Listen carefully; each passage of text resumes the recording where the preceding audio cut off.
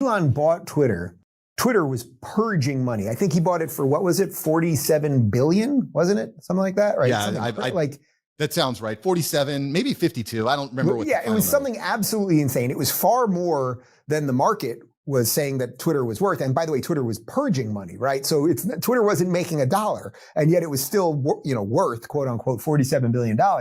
He buys it. It's an extremely faulty product by his own admission. I've spent some time with him, and I sent out a long Twitter thread where he said to me, I'm telling you what's true here. You go tweet whatever you want.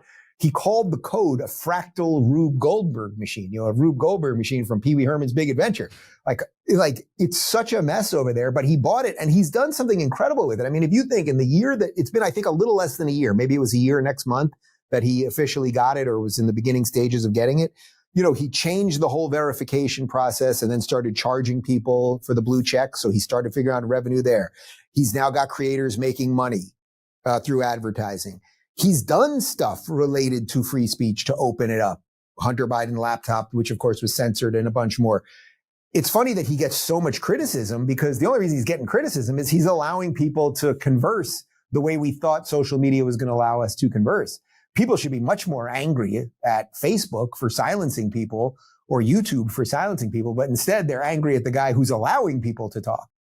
When Instagram Threads dropped, it was amazing to me. Everyone's saying Twitter X is dead. It's done. I'm like, people, these are not the same things.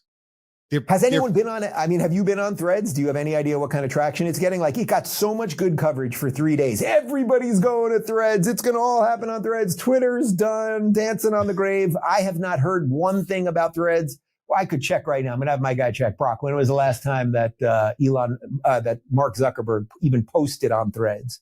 Like, let's just even say, I wouldn't even know. Do you go to threads.com? I honestly don't even know where it is. Like, but you're right. Like, but they wanted to create something that would be the more censorious version of Twitter, and they thought people would flock to it. It's so backwards.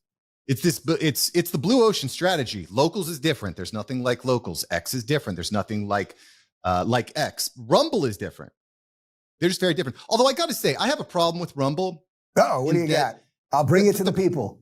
The problem By the way, I am being told that Mark Zuckerberg did post on Threads 3 hours ago. So congratulations to Mark. Yeah, well, they're actually making some big announcements about a new AI project. I just recorded a video on that the other day, which I don't know. It's their rival to ChatGPT. We'll see. Problem I have with Rumble is if I'm not talking politics, it's hard to get any traction. So how does Rumble evolve from just like a free speech, political, right-wing type of haven to business, entrepreneurship? How does it evolve into something bigger than just the politics? Sure. So first off, I just, for transparency's sake, I should tell people what my involvement is with Rumble at this point. So, I created Locals. I was one of the co-founders of Locals. Eventually, we merged with Rumble. So in essence, it was an acquisition. So Rumble acquired Locals. They sort of operate as separate companies the way Facebook and Instagram kind of merged, but they're separate companies. We sort of have that model. My brother-in-law, who's the CEO of Locals, and he was my original guy, putting the whole thing together. He's still in charge of Locals and all that.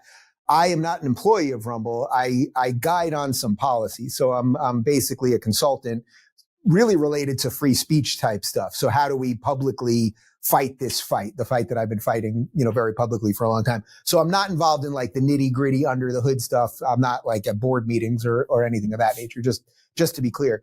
But in terms of your question, which I think is a legit one, it's interesting how these sites sort of operate because there was a clear need for a free speech version of YouTube in essence.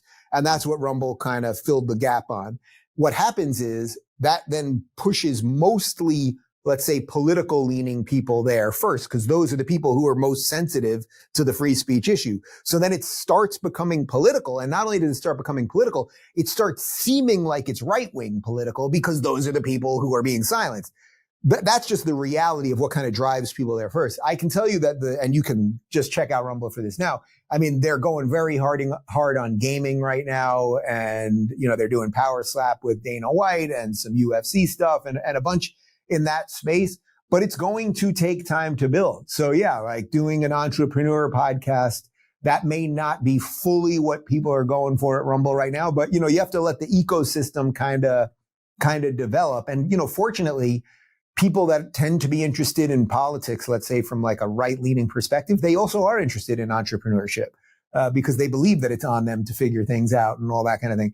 So I think a lot of it's just like you got to let the ecosystem kind of shake out and kind of figure out what it is. But everything takes time. But, you know, I would say this, that in the 9 months that I've been on Rumble, and it's only 9 months, I wasn't even using Rumble before we fully connected with them on the locals front.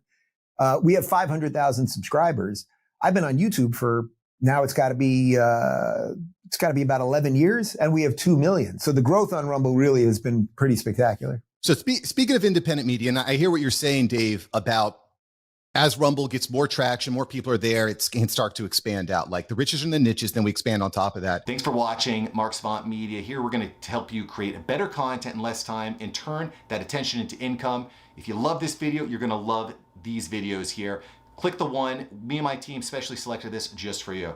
Click the link, check out the video. I'll catch you here next time on Mark Savant Media. Peace.